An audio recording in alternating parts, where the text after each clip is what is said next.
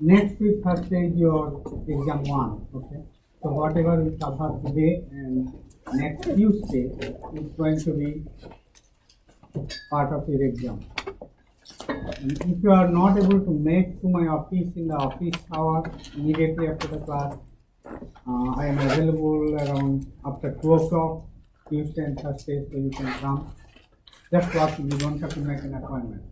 But if you cannot make that also, you can tell me that you want to come before the class. Like you can come 9 o'clock to my office today and spend. I could do that, but that will let me know so that I come early. I am also available, I think, Monday morning, so you can walk in if you need. So we are going over the lipid biosynthesis. Lipid biosynthesis, I think we started last class. So it starts with acetyl-CoA. So I think we touched on the other day that homeostasis is something very critical in the cell. Correct? So you have one side, you have lipid oxidation, beta oxidation to give you energy. Another side, you are using the acetyl-CoA to make the lipid. Which one should go or both should go parallel?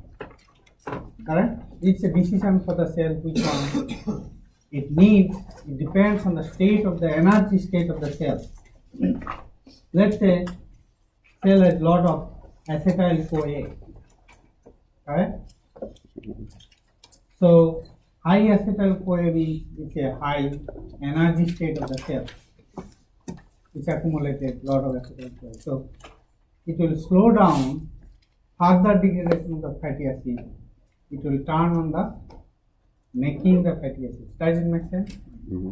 So it depends on the cell which one to turn on, and there are some factors. Okay, they are concentration, some product, acetyl-CoA, citric acid, pyruvic acid. Their concentration in the cell will activate one of the enzymes over the other. So we'll talk about this later. So you start with acetyl-CoA, 2 carbon units, and from acetyl-CoA we build 4 carbon units, 6 carbon units, 8, 10. Every time you add 2 carbon units until the required length of the fatty acid is achieved. And we saw other day that Can anybody close the door, please? Can you please close the door? Thank you.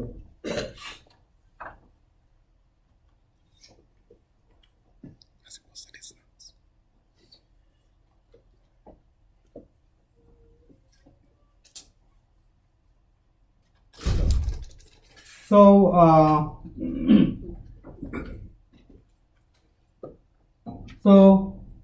the way it does is that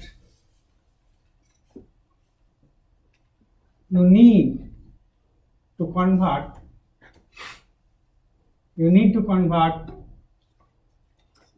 acetyl-CoA into malonyl-CoA, a very, very important enzyme, acetyl-CoA carboxylase, because this is the first enzyme which, if activated, it decides that fatty acid synthesis will take place. Correct?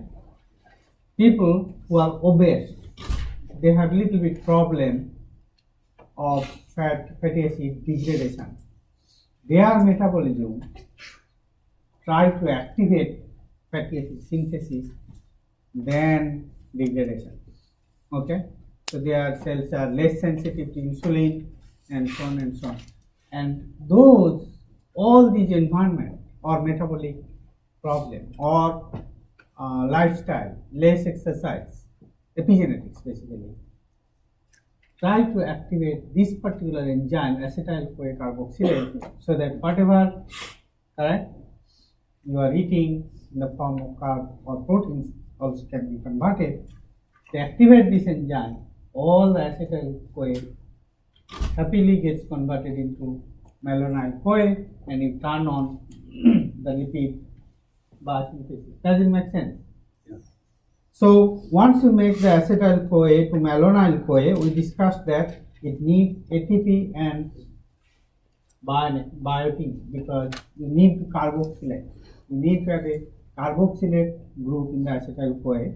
So it's a carboxylation reaction, and bicarbonate ion is not active. You need ATP to activate so that biotin nucleophile can attack, and once it is biotinylated, the CH2 carbon ion can attack this activated carboxylic acid group. So it produces malonate.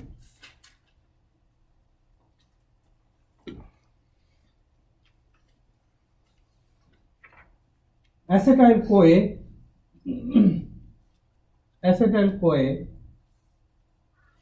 is carefully regulated, as we discussed, because this is one of the most important enzymes. Okay, people who have diabetes, etc., etc., etc., you see this particular enzyme also active. They are less insulin sensitive. So it is carefully regulated. Palmitoyl-CoA favors monomers. These are regulatory. I am not going into detail, but activation of this is critical. So again, this activation is phosphorylation, dephosphorylation. There are a lot of kinases in the cell which phosphorylate these proteins and activate them.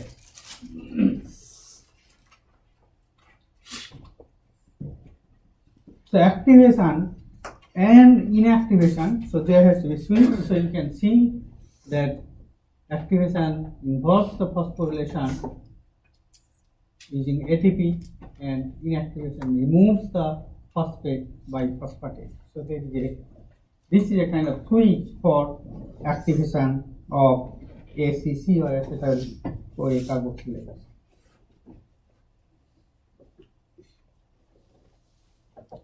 Now, the first step in coupling acetyl-CoA with malonyl-CoA requires transesterification with acyl carrier protein, correct?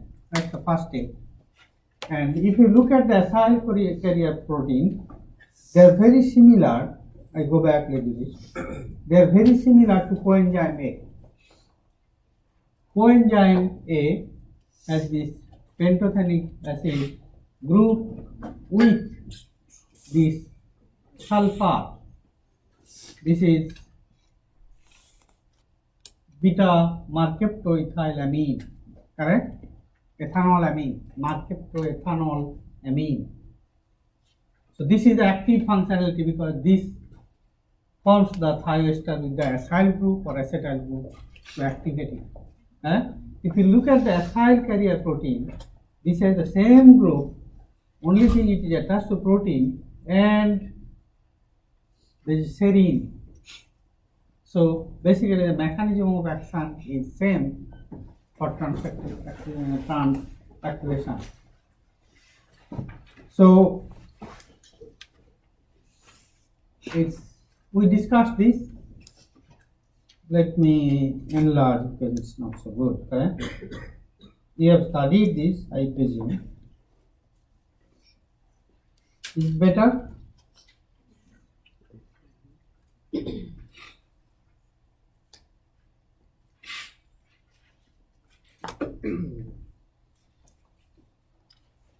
So, acetyl-CoA, this sulfur group is transesterified with acyl carrier protein sulfide, correct? So you produce acyl carrier protein, acetylated, and then it is transferred to the ketoacyl synthase. This is a ketoacyl group, correct? Acetoacyl acetate. So that's how this is called ketoacyl synthase. It is transferred. This is actually the enzyme which helps in coupling ketoacyl synthase. Okay, so they come and transfer to the active site of ketoacyl synthase, again thioesterification. Now you have malonyl CoA you have made, that is transferred to acyl carrier protein, and they couple. The force of coupling is decarboxylation. Alright? So why there is a decarboxylation? So this is your malonic acid.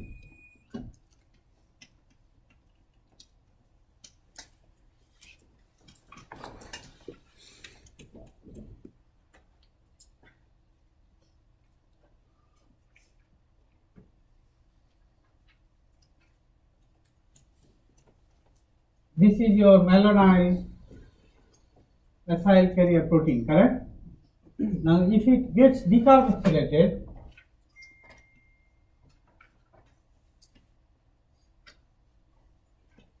you produce a negative charge.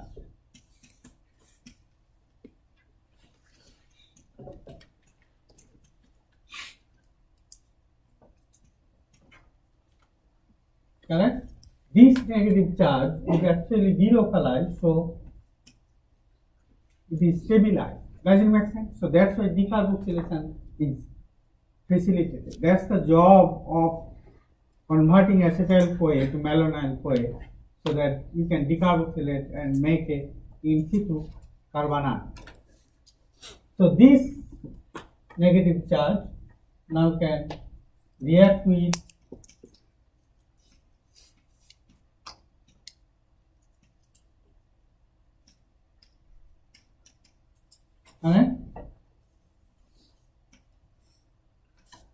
basically coupling. It's a thiolate chemistry. So you produce CH3, CO, CH2, CO, S, ACP. Is it clear? You have studied, you should have studied this because we discussed in the last class. So this is, you lose a carbon dioxide and couple these 2 carbon units to produce, now you have 4 carbon units, but it's not really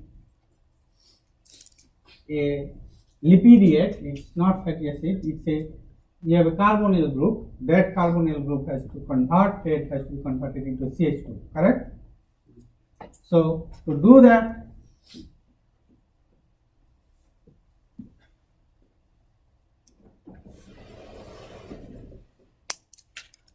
so is 3 CO is 2 CO is ACP.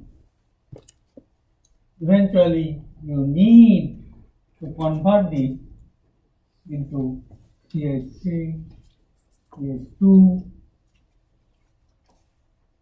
CH2, CO, S, ACP. This is your 4 carbon fatty acid, correct?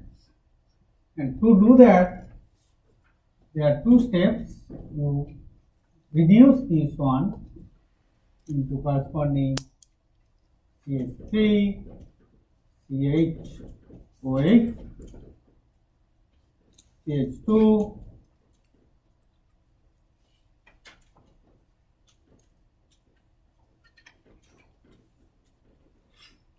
and you need a NADH to supply the hydride ion, correct? Can you do the mechanism or I need to do it? Can you do? Yes or no? Can you do it? Okay. That's better. But this is a common standard NADH mechanism. So you have NADH Alright?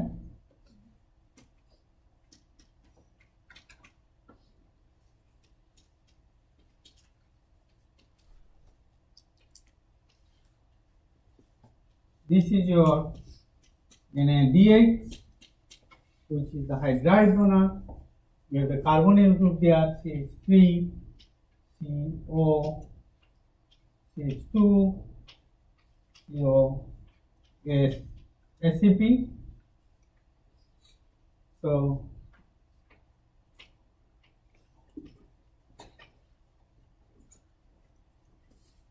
this hydrogen takes 2 electrons along with, so it is hydride transfer, attacks the electrophilic carbon, this keeps sucking proton. So eventually you produce C3, CH, OH. Is it clear? So standard hydride transfer chemistry. So once it is reduced, now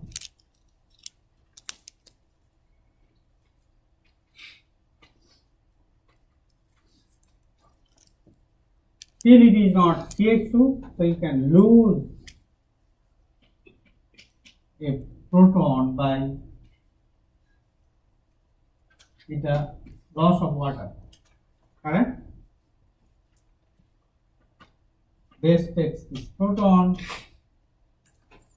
So basically you are losing a water molecule to form a double bond. Let's do it on the top. So you will produce CH3, CH, double bond CH, your S, SCP. Is it clear? Yes, please. Is it NADH or NADPH? Does it matter? Okay, that's a good question. Both the NADH and NADPH, they have the same functional group here. They differ only in one phosphate group in the ribose molecule. But which cofactor will be used, it's decided by the enzyme. Okay, if the enzyme uses the NADH, because of the binding site of the NADH, it prefers NADH over NADPH. So without knowing, you won't be able to tell whether it is NADH or NADPH. But if somebody has studied that particular enzyme chemistry in detail, it will have one determined either NADH or NADPH. And I don't know which one is used in this case, one of them. But if you know the chemistry, it doesn't matter what is correct, NADH or NADPH. But if you are doing research there, you better make sure that you are using the right profile. Does it make sense? So you are good for the, at least you should know that this is NADH or NADPH, which is the hydride donor in this case. Sometimes it could be FADH too. It's depending on the enzyme. So now you have made the double bond. Now you reduce this double bond, this one, by giving an hydride. Correct? So you will do CH3, CH, CH, CO, S. So another reduction. So likely hydride minus attack, something like that. It's not hydrogenation like organic chemistry.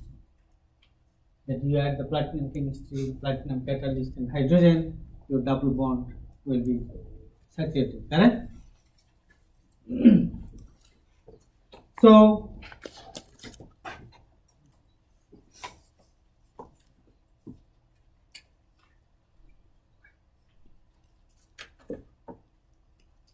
you see we did all this chemistry.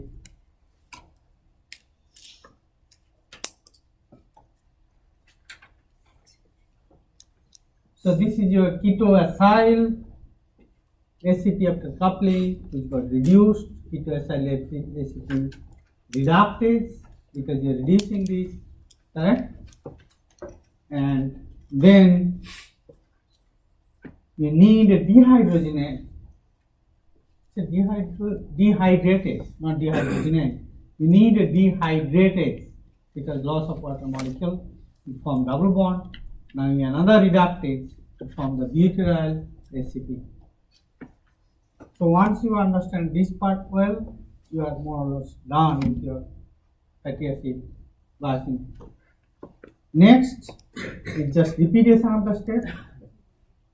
You need to add, this is your starting material, instead of acetyl CoA, now you have butyryl CoA, butyryl ACP. Now you add 2 more carbon from malonyl CoA, again another decarboxylation in addition. Does it make sense?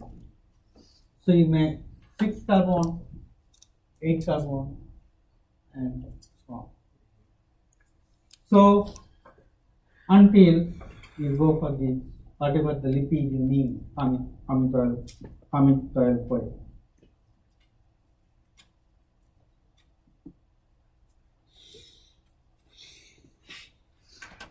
In yeast, you don't need to know in detail, but all these fatty acyl CoA synthase and KSH, which is the ketoacyl synthase, ACP, and reductase, all these things are part of the same enzyme multi-protein complex. They are just one protein complex with different sub-units. Does it make sense? So in biology, it often happens that many enzymes, I guess some of you are not paying attention. I understand you are busy, but if you are here in the class, it's good to pay attention. So,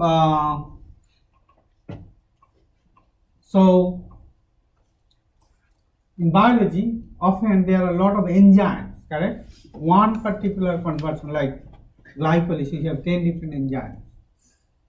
So, often all the enzymes in the pathway are kind of part of one multi-protein complex, so that the product, one reaction happens, the product is transferred to the next enzyme in the same place, so that it does not have to go in a different place. Glycolysis, all the enzymes are not together, but often you see that in many pathways, and here you see all the enzymes required is part of the same multi-protein complex. Correct? So these are all very important. I don't want to go into detail of enzymology, but the chemistry of fatty acid biosynthesis. There are some differences in fatty acid biosynthesis. Some fatty acids are synthesized in mitochondria. Mitochondria is a special organelle. Always there is something special going on. So I will skip all this. Then I'll get into something interesting. Synthesis of arachidonic acid. Arachidonic acid is an unsaturated lipid, and it is a precursor of some of the hormones which we will talk. Okay? The precursor, let me show the next slide. Precursor of a class of hormones which are called prostaglandins. Can you see it or no? Let me see if I have a better slide.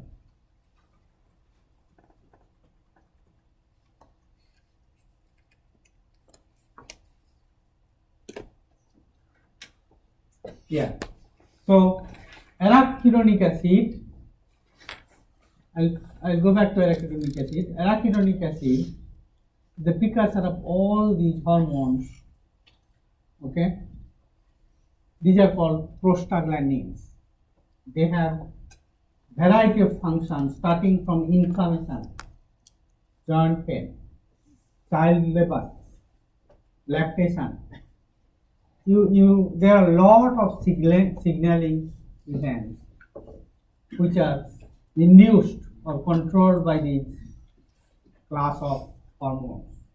Okay, and all these hormones are synthesized by this arachidonic acid. We'll come back to this slide again, and I'm going back to the slide where I was. So arachidonic acid, we don't make it. It is present, it is converted from the unsaturated lipids which are coming from dietary supplement. Linoleic acid, which is often some of the unsaturated fats you see in the plant fats, oil and so on. So this linoleic acid is eventually, I don't want to go into detail, gets converted into the precursor of arachidonic acid. You want to know the structure of arachidonic acid because we need it for example. So there is double bond 3, 8, 11, 3, 4, 5, 6, I think, right? No, this is 5. 5, 8, 11 and 14. So these double bonds eventually get cyclized to produce the prostaglandin. We'll talk about this in a little bit more detail, the chemistry. So you need to synthesize these unsaturated fatty acids from some of the unsaturated fats you consume in diet.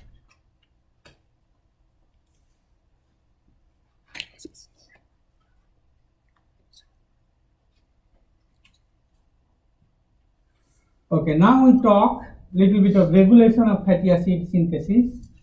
We have mentioned many times that fatty acid synthesis and breakdown are regulated.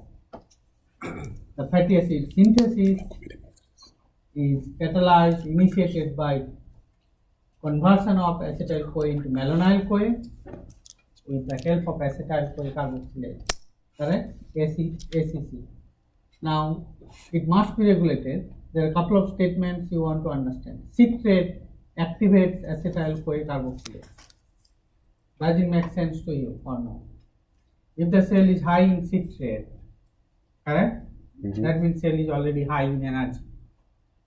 They are also enriched in acetyl-CoA and so on. Correct? So we don't need to make any more breakdown product. Rather, excess citrate and acetyl-CoA, let's save it in the form of lipid. Correct? Yes. So citrate will activate, high citrate concentration will activate acetyl-CoA carboxylase. It's normally the mechanism of activation is allosteric activation. Correct? Fatty acyl-CoA inhibits acetyl-CoA carboxylase. Fatty acyl-CoA, if your cell is high in fatty acyl-CoA, correct? You don't need to make any more lipid. Does it make sense? You don't need to do any more lipid biosynthesis because you have plenty. Correct? So it goes and inhibits acyl-CoA carboxylase. Does it make sense? Hormones regulate ACC. We have not reached there yet. Insulin. What is the function of insulin? It helps, it stimulates glucose breakdown. When we consume a lot of sugar, your blood glucose goes high, so it has to bring it down, correct? So it does two things. One is break down the glucose. What is the other one? What is the other one? Yeah, reduce sugar level. We said breaking down of sugar is one. What is the other one? What is the other path? The uptake of glucose in the cell. Glycogen synthesis. Correct? Glycogenesis. So you convert the free sugar into glycogen and store it. So insulin have a, correct? So insulin, what impact it will have on the acetyl-CoA carboxylase?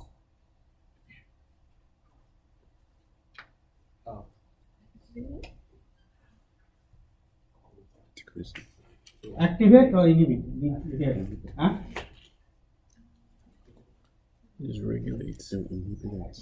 It will activate because insulin favors the degradation production of energy. Correct? Did I say activate? Why should it activate?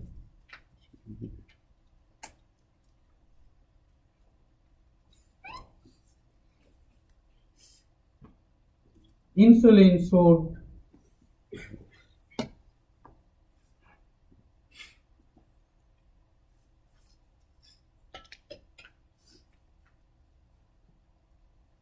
I got to check.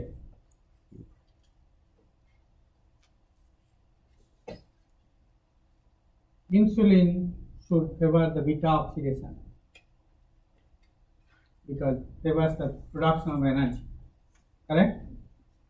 So it should inhibit acetyl-CoA carboxylase. If it is wrong, I'll tell you, but I think this is correct. Okay? Here it is. Glucagon activates. So we have the answer. Glucagon is opposite to insulin. Correct? Glucagon. Oh, here it is. Huh?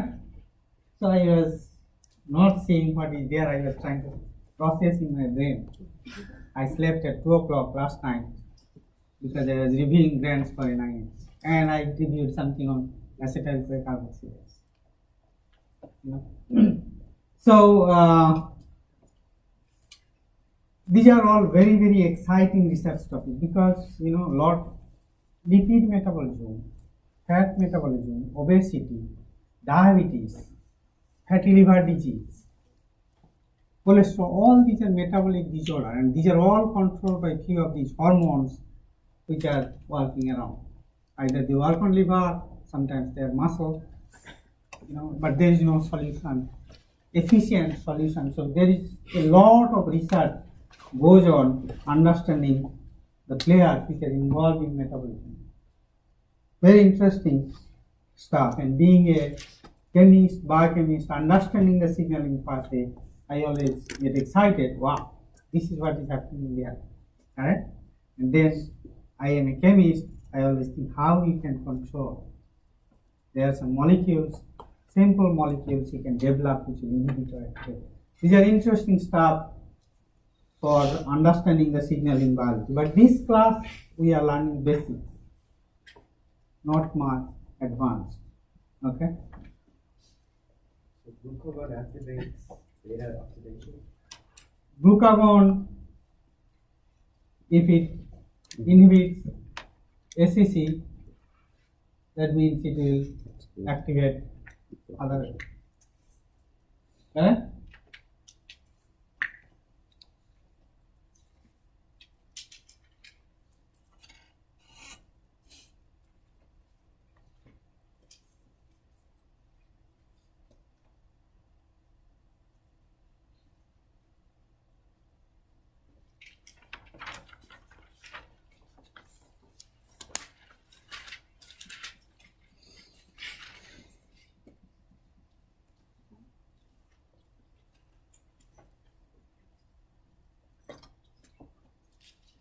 What did I say? Insulin activates or inhibits?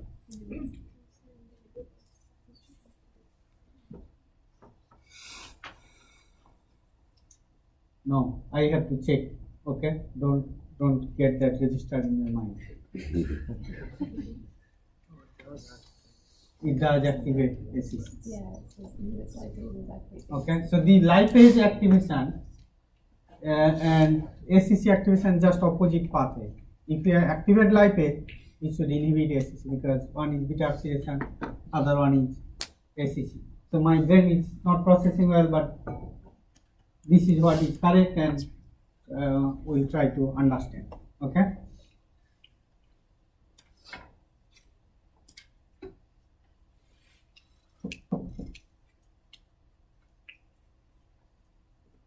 Okay, need little bit processing in the brain. Okay, so let's go for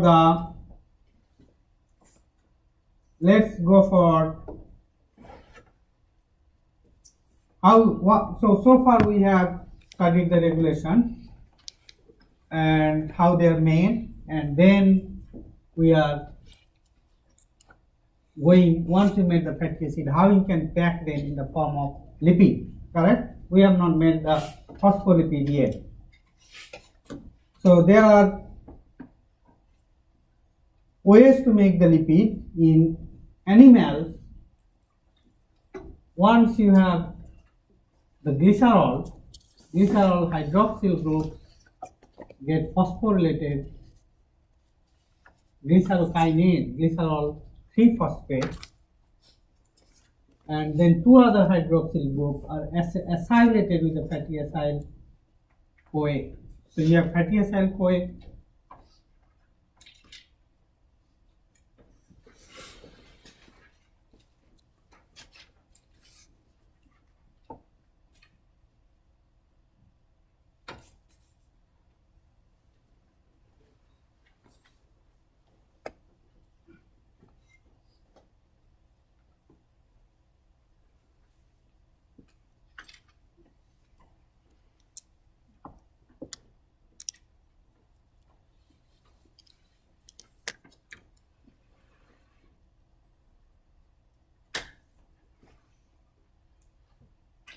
okay, so CH2OH,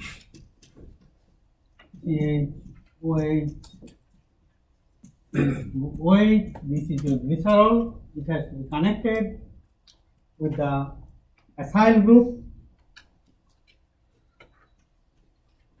So you have to go here, correct?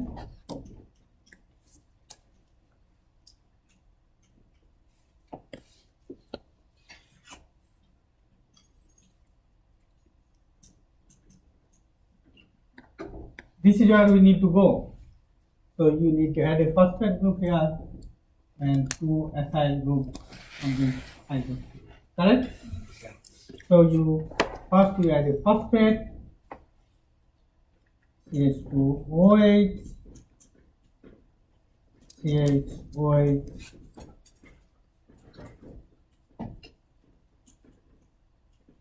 you need an ATP molecule. Correct? You are phosphorylating an hydroxyl group. So you need a what class of enzyme? You need a kinase. So glycerokinase. Correct? Then you have the acyl CoA, fatty acyl CoA, which are activated to the coenzyme A. Now you attack this one. That's it. Repeat these steps for two hydroxyl group and you go there. Does it make sense? So again you see the coenzyme A not only transferring the acetyl group but also activating the long chain fatty acid via thioester formation. Does it make sense? So this molecule is called phosphatidic acid. This molecule what we made here is called phosphatidic acid.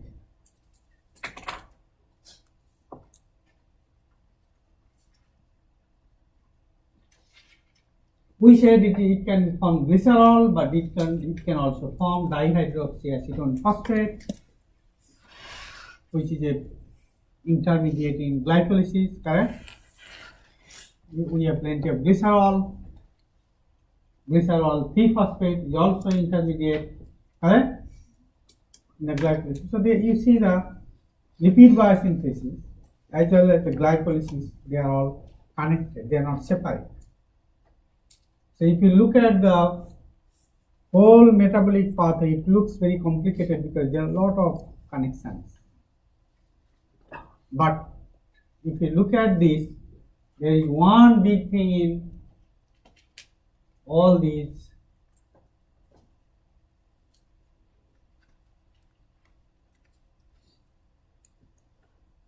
energy metabolism pathway. It starts with glucose. Glucose, this is TCA cycle, this is oxidative phosphorylation. Correct? Oxidative phosphorylation. Does it make sense? And the intermediates here, what you have, they are all connected. They can be supplied to the correct energy production, or they can be utilized for the biosynthesis. So you see the dihydroxyacetone phosphate, glycerol, glycerol 3-phosphate. These are all coming from the TCA cycle and in the glycolysis. So once you make the phosphatidic acid, now our goal is to add the head. We have made up to the neck, correct? You have to add the head group, different head group. Give me an example of the head group. Ethanolamine, correct? Choline, correct? Serine. We can name some of these head groups. So we have to add the head, and at the addition of head, let's expand this one little bit so that you can see it better. It forms something called CDP glycerol, CDP derivative.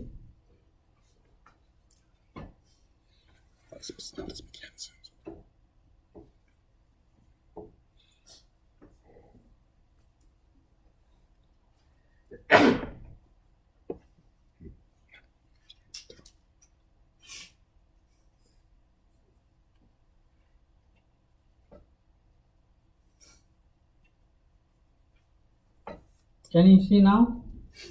Yes or no? Okay, so if you increase a little bit, one thing in biology or biochemistry, you have to understand that no reaction happens spontaneously. You have to activate the groups because they have to take place at physiological condition, correct? So that means activation of group, that's the job of the enzyme, right? Bring to inactive group and activate them so that they can marry, correct? So that's the job of the enzyme. So we want to attach ethanolamine. It could be choline, it could be anything else, the hydroxy group. We need to activate this particular head group, and the way it is activated by converting some activated bond hydrogen derivative. So first thing, you attach the phosphate group again comes from ATP. Basically it's a kinase, hydroxylation, hydroxy group phosphorylation, correct? So this is a hydroxy group, get phosphorylated by ATP. So you have phosphoethanolamine. This phosphoethanolamine now reacts with CTP.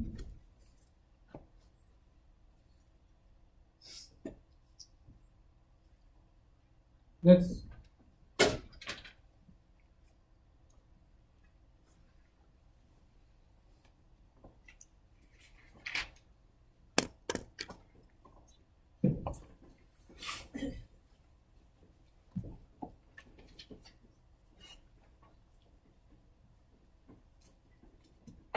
These are not difficult, just you have to practice it. Ethanolamine. This is your ethanolamine. It will be plus, of course, at physiological pH.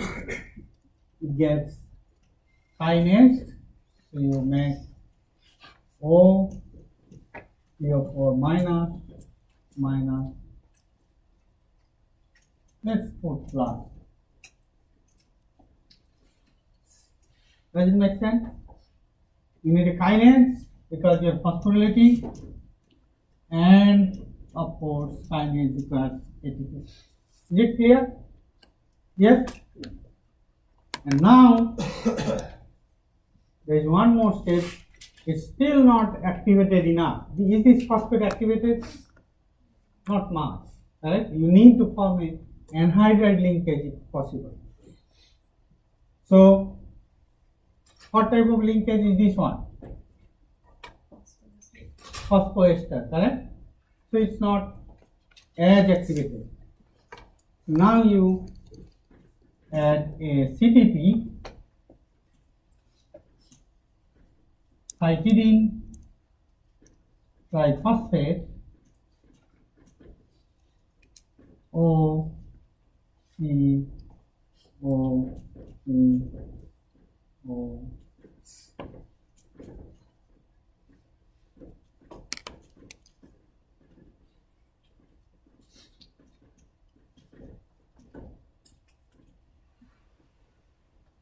This should react with this phosphate group,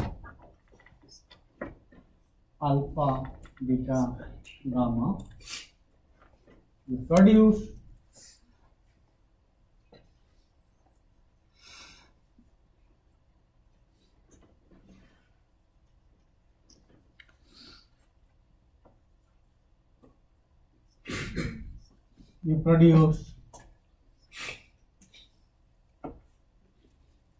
C, OH,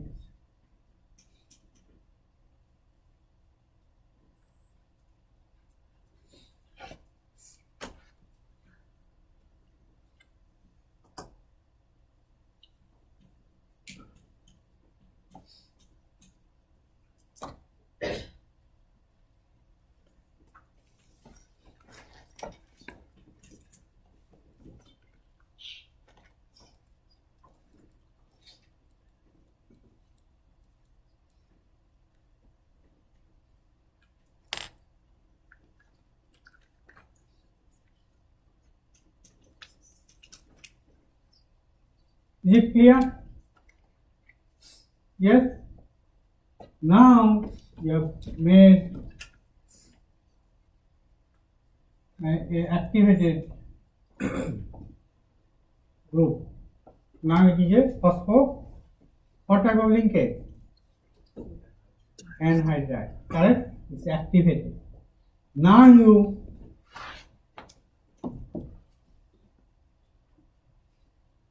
react with the phospholipid.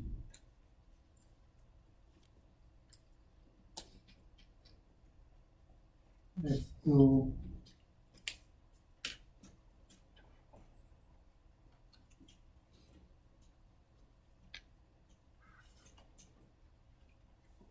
glycerol, diacyl glycerol. Is it clear? Now you have a nucleophile which can easily attack the activated phosphate. Are you following me?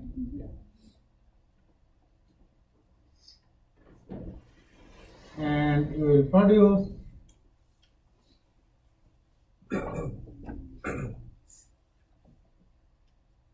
H3N plus O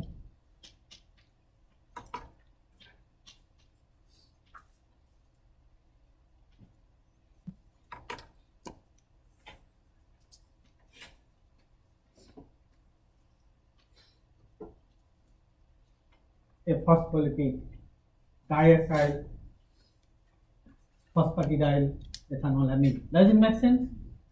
So basically, if you want to add a head group, it uses a CTP to activate it to form a CDP ethanolamine type of structure. CDP ethanolamine, if you understand it, you make a activate. Basically, you are activating the ethanolamine. That's the goal. Correct? Why CDP? Why not ATP? Why not GTP? Correct?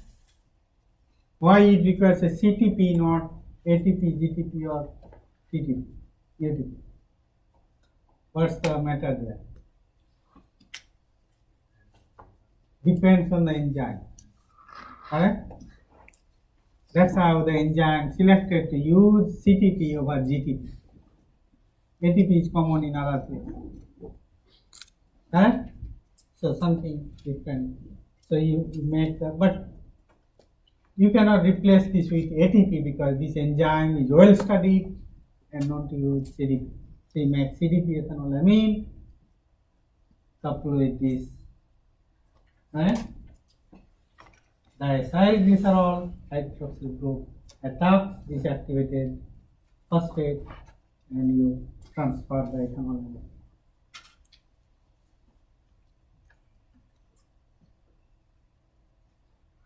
Is it clear? So I gave an example of one, but you could do it different head groups. But at least if you know one, the mechanism of others are same. So in your exam, I can ask you a pre-response question. Tell me, correct, how the head group of phospholipids are connected to diacylglycerol during lipid biosynthesis. Does it make sense? You do the chemistry what you do. Does it make sense? Yes or no? Yes. So I am telling all the questions. The goal of this class is not to trick you. You want to, correct, know the basics. If you know the basics, I am good for this class. Correct? So there is no trick, but you learn. And I also learn. The insulin signaling is bothering me. Still, I get stuck sometimes because I am still trying to fit my equations in my brain. We'll clarify in the next class the insulin, glucagon, and what is the other hormone which controls the metabolism? Insulin, glucagon, and there is another one. You should know. Function of insulin is to, correct, break down the glucose. Function of glucagon is what? Maintain the glucose level, correct? If we are low in blood glucose, glucagon either makes the new glucose from acetyl CoA or breaks down some glycogen, so they have opposite effect. Alright? There is another enzyme which is very critical. What is that? Not enzyme, another hormone which controls like glucagon, but a special hormone. Nobody? What? No. What is it?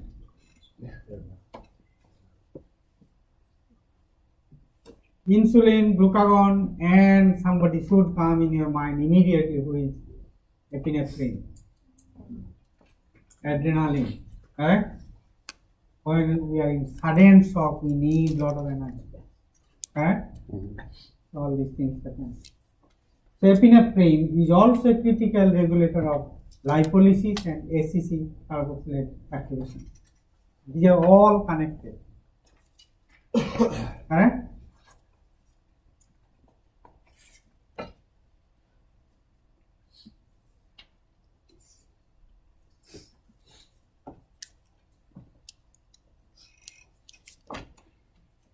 Okay.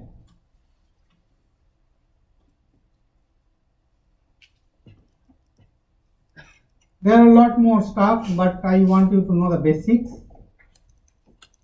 So you know how to make the lipids from acetyl CoA. You know how to attach the ketone. Now, if you want to know more specific, which is more advanced, one can study. But know the basics how they are made. Now we are going into something which are called icosanoid synthesis. We already kind of touched some of these.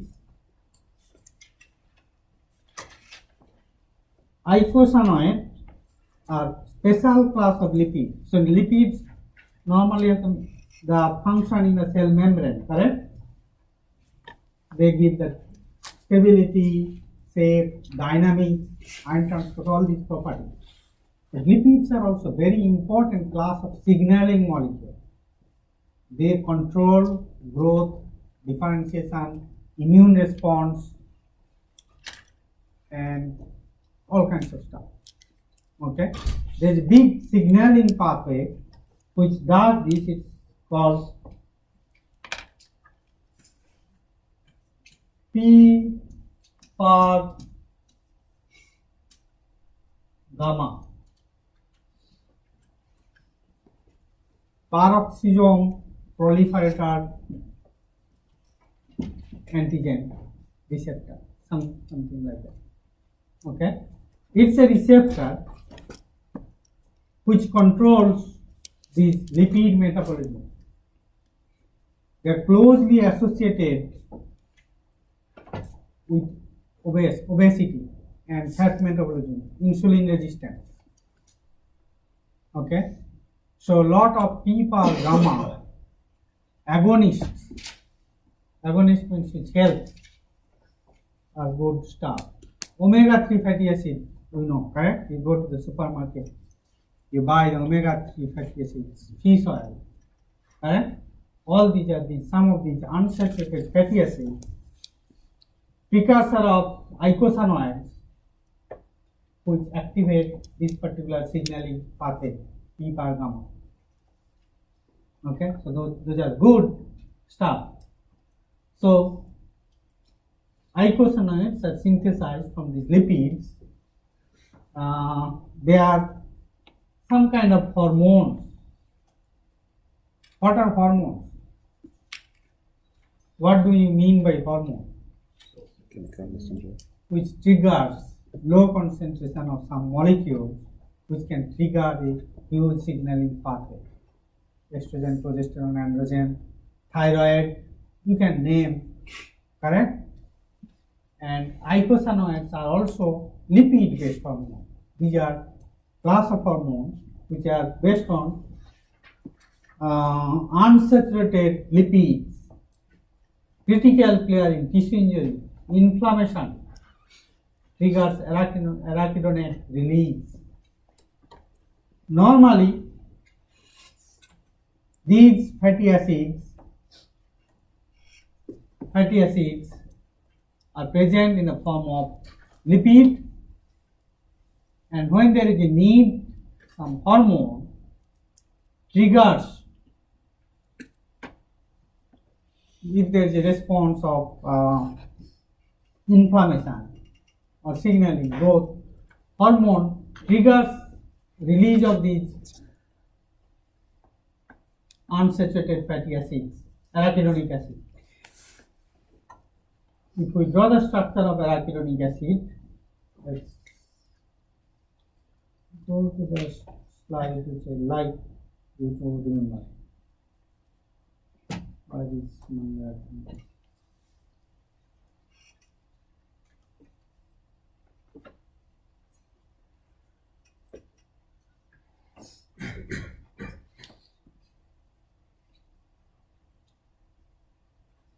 Know the structure of arachidonic acid.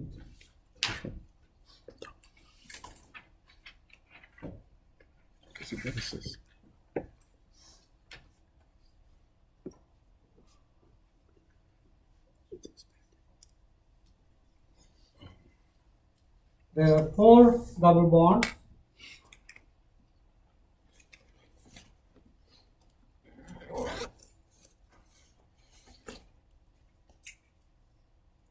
How many?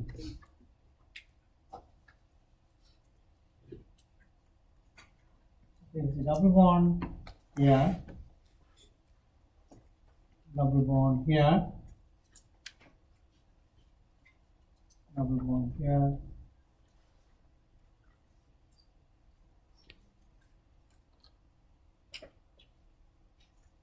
Correct? And then we have how many carbon? 20. So this is 5, 4, 3, 2, 1, and 6, 7, 8, 9, 10, 11, 12. There is something wrong. Oh, yeah. 12, 13, 14, 15, 16, 17, I think 18. Am I correct? Does it reckon it had 20? 20, okay. So this is your arachidonic acid, alternate double bond. It's not conjugated. This is converted into prostaglandin by connecting this particular carbon with this particular carbon.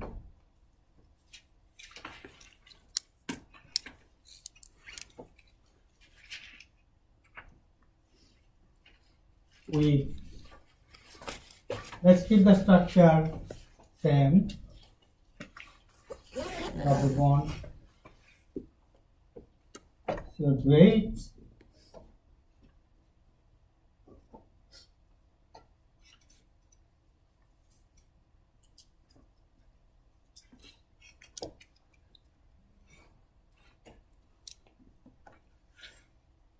so we have a double bond here, we have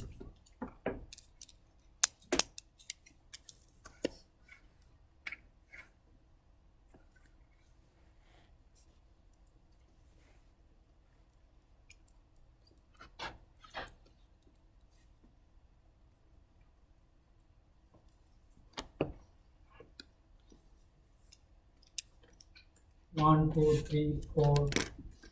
This is a 5 member ring.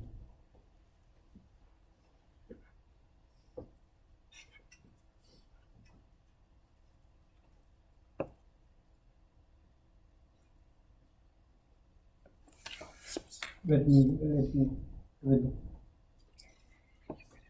So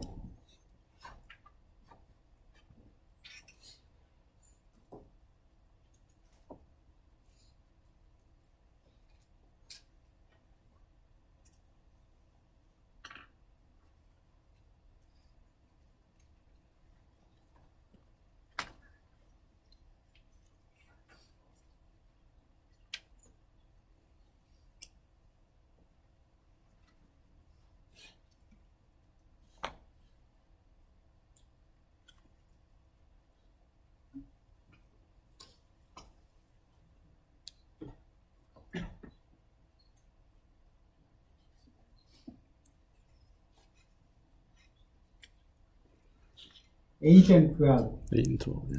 7, 8, 9, 12. No, not 13.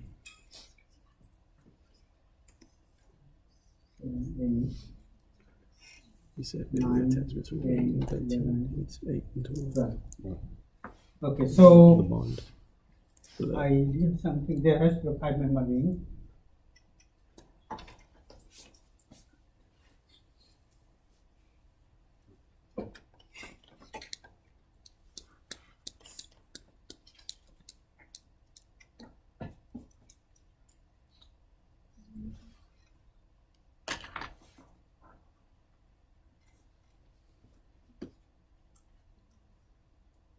So you produce a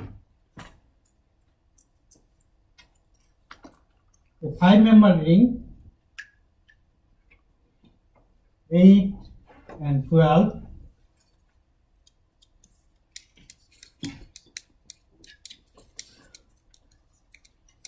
peroxo bridge.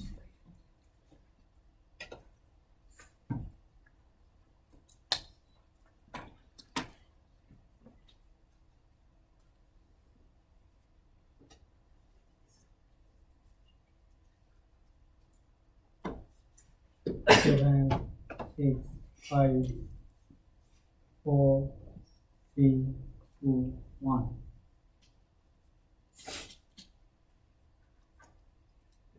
Thirteen, 14, 15, 16. Okay, so and this particular position I think gets hydroxylated. So couple of things happen. There is cyclization plus the peroxy linkage. So this 8 and 12, so here and here it gets cyclized, and there is a peroxidation, cyclization plus oxygenation. It's called cyclooxygenase. So name of the enzyme is called cyclooxygenase. Practice couple of times because this may be your It's exam. easy. All it Okay. All it is the double So- spelling.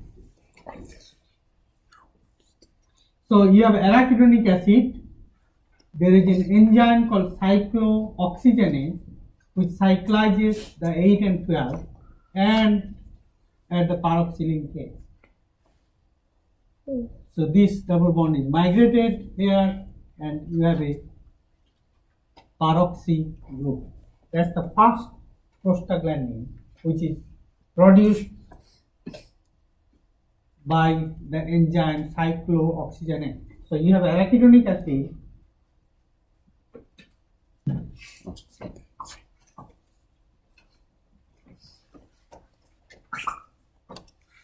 You have arachidonic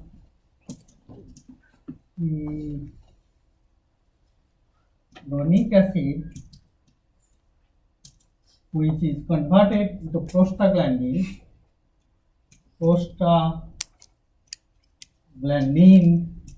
family of lipid glandin with the help of something called cyclooxygenase, or they are also called COX. You know, there is cyclization, there is oxygenation, correct? Is it clear? So cyclooxygenase class of enzyme catalyzes this conversion. Okay. Once this prostaglandin is made, these are processed in different other form of prostaglandin. They have their unique function. But at least for your exam purpose, I want you to know this particular chemical reaction. Cyclooxygenase mediated conversion of arachidonic acid to prostaglandin G2. Does it make sense? Yes. Can you explain how the double bond in 1314 migrate, or sorry, 1415 migrate? That has to be isomerization. Correct? Because you see there is a nucleophile coming up here, it is attached. So your double bond was here. Correct? So this nucleophile attacks. Correct? This double bond was here, it has to come here, correct? So likely attach this and we have a hydride transfer. So movement of the double bond. Does it make sense?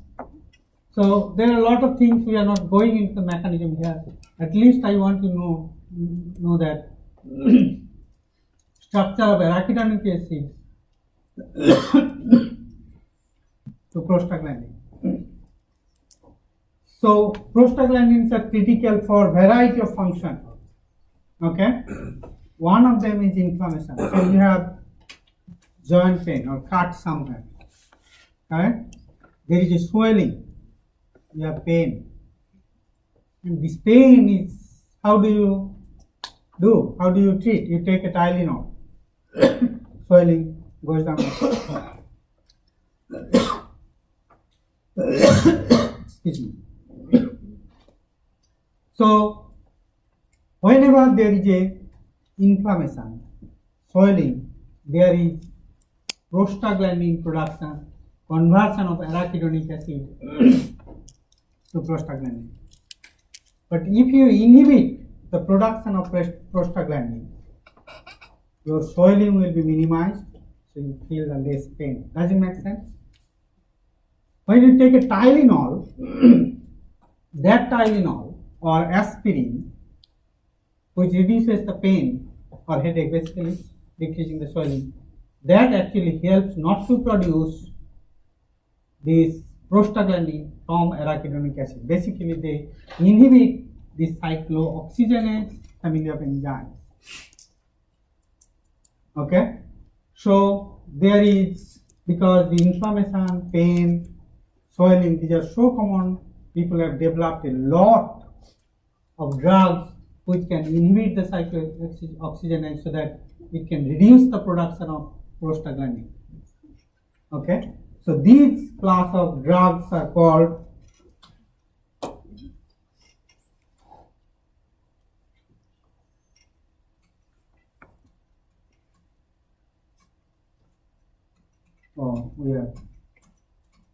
so these are prostaglandin.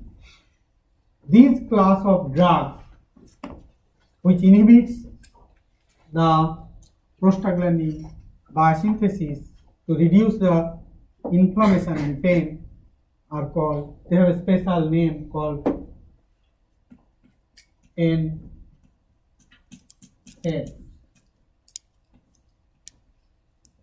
So yes, you use aspirin, you use Tylenol, etc. to reduce the headache or inflammation or pain. There are some other drugs which are also used for inflammation reduction. What is that?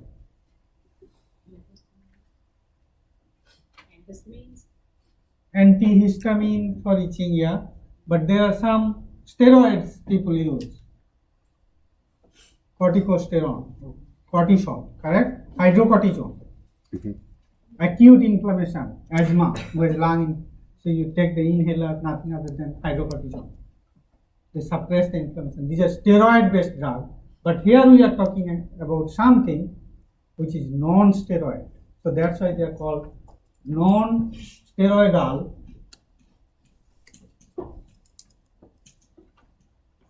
anti-inflammatory drugs. Anti-inflammatory drugs.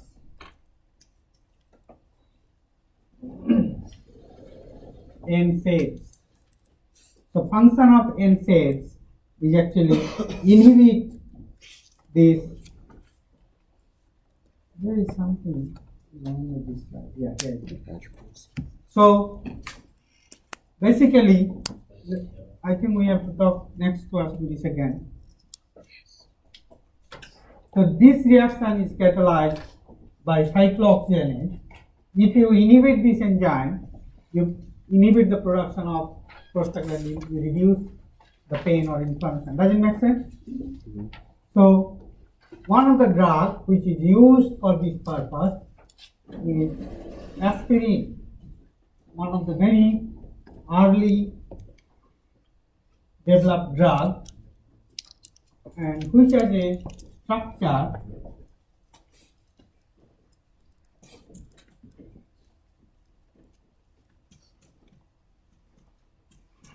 what is this molecule? Benzoic acid. Benzoic acid. This one? 2-hydroxy benzoic acid. Yeah, it's orthohydroxybenzoic acid, but it has a nice other name. Nobody? Benzoic acid. No. Lot of you use these Vicks, Bengay. Salicylic acid. This is salicylic acid. This is called salicylic acid. If you react this molecule with Separate group.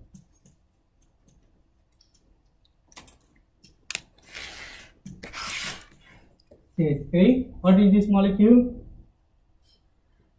Acetone? No. Go ahead, tell me. Acetone. Huh? Acetic anhydride. Oh.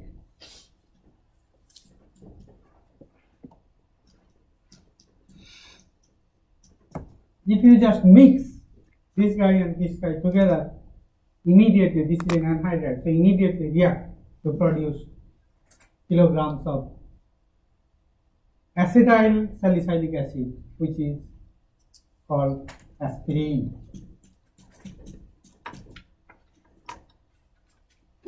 Now the cyclooxygenates, can I erase this? You need to practice this couple of times.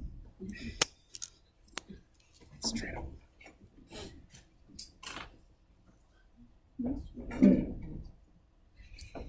Cyclooxygenase COX has a serine group in the active site, which has a hydroxyl group, which is required for this catalysis. Okay, this cyclooxygenase activity. Now, once you add the aspirin,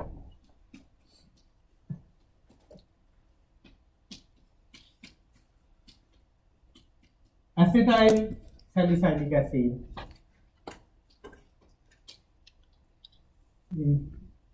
reacts with this acetyl group. It's activated in this case. It produces COX, pair O, CH3 plus salicylic.